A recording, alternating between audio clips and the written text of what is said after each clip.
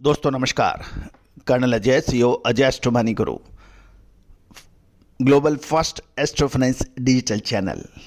दोस्तों आज है 23 जनवरी सन 2024। आज के एपिसोड में चर्चा करेंगे मलेशिया में पाम तेल का स्टॉक घटने की संभावना बन गई है। जानिए पूरी रिपोर्ट विस्तार से।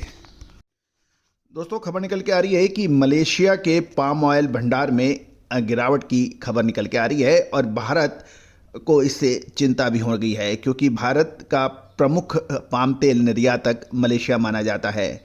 मलेशियन पाम ऑयल बोर्ड के आंकड़ों की बात माने तो दिसंबर 2023 में अंतिम स्टॉक में 4.64% की गिरावट आई है और ये अगस्त महीने के बाद सबसे निचले स्तर पर लगभग 2.29 मिलियन टन पर आ गया है। पिछले महीने क्रूड पाम ऑयल के भंडार में भी 13.31% की भारी गिरावट आई थी, जो कुल 1.55 मिलियन टन थी। गौरतलब है कि भारत को पाम ऑयल निर्यात करने वाले मलेशिया में तेल भंडार में सबसे बड़ी गिरावट दर्ज हुई है और इसके बाद भारत में पाम ऑयल की मांग के अनुरूप अवेलेबिलिटी प्रभावित होने की आशंका से इनकार नहीं किया जा सकता। गौरतलब है कि पाम ऑयल का इस्तेमाल भारत समेत दुनिया भर में 50% प्रोडक्ट्स में किया जाता है और ये तेल किचन से लेके बाथरूम तक इस्तेमाल होने वाले सभी प्रोडक्टों में इसकी मांग कहीं ना कहीं और इसका यूज कहीं ना कहीं होता है, चाहे वो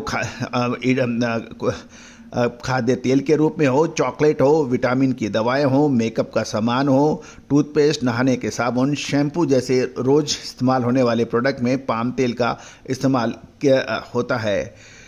भारत के लिए मलेशिया पाम तेल का सबसे बड़े निर्यातक देशों में शामिल है। हालांकि पाम तेल की खरीद के लिए भारत इंडोनेशिया से भी बड़ी खरीदारी करता है, लेकिन आंकड़ों की माने तो भारत एनुअल यानी सालाना रूप से करीब 95 लाख टन से ज़्यादा पाम तेल का खरीदारी करती है और इसमें 40% ऑयल मलेशिया निर्यात करता है।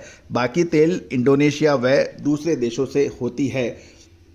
गौरतलब है कि मलेशिया के पाम ऑयल भंडार में का गिरावट का रुझान जारी रहता है, तो आने वाले समय में के महीनों में खाद्य तेल की कीमत बढ़ सकती है। यदि हम पिछले सप्ताह से पाम तेल के वायदा बाजार पर भी नज़र देखें तो उसके अंदर भी तेजी आई है, लेकिन ये गिरावट आगे भी जारी रही तो पाम तेल की कीमतों में तेजी आ सकती है। इसका असर खाद्य तेलों के साथ साथ रोजाना यानी डेली रूटीन में इस्तेमाल की जाने वस्तुओं के पर भी प्रभाव पड़ सकता है।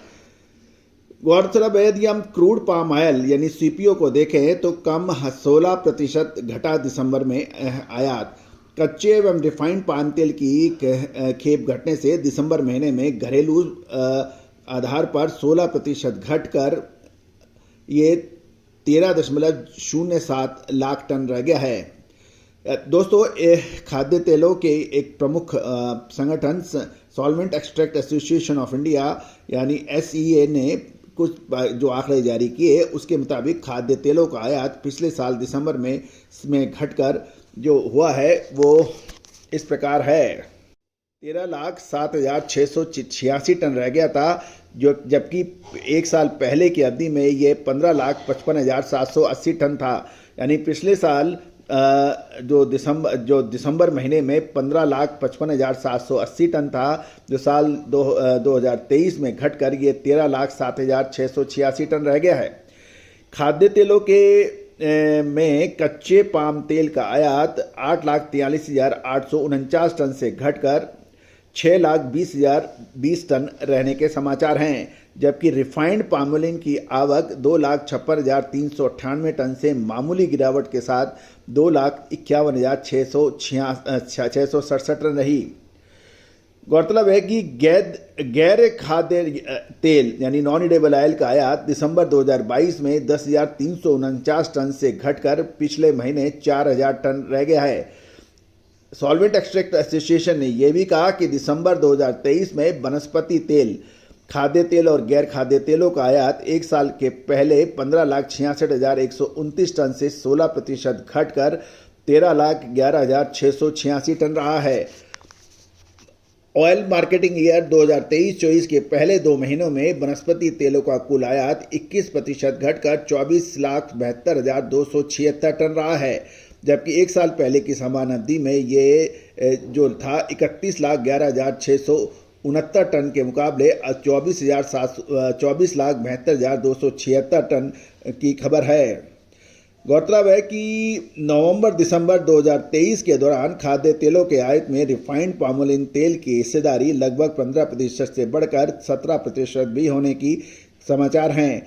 कच्चे पाम तेल की हिस्सेदारी 85% से घटकर 83% रह गई है। नवंबर-दिसंबर 2023 की अवधि में पाम तेल का आयात 22,50,924 टन से घटकर 17,63,677 टन रह गया है। सॉफ्ट ऑयल का आयात 8,33,616 टन से घटकर 6,92,101 टन रहने के भी समाचार हैं। तो दोस्तों, उम्मीद है कि हमारी ये सूचना आपको फ़ायदेमंद साबित हो सकती है।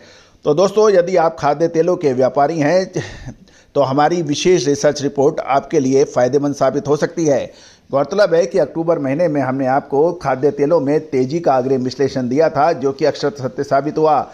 सरसों, सोयाबीन, मूंगफली, सूरजमुखी, इन सभी तेलों के अंदर शानदार तेजी अक्टूबर-नवंबर महीने में देखी गई थी। ऊपरी स्तरों पर हमने आपको मुनाफा वसूली की भी सही समय पर सलाह दी थी, जो कि अक्षर सत्य साबित हुई थी। तो दोस्तों, विशेष रिसर्च रिपोर्ट के लिए आप संपर्क कर सकते हैं, नंबर स्क्रीन पे दिए गए हैं।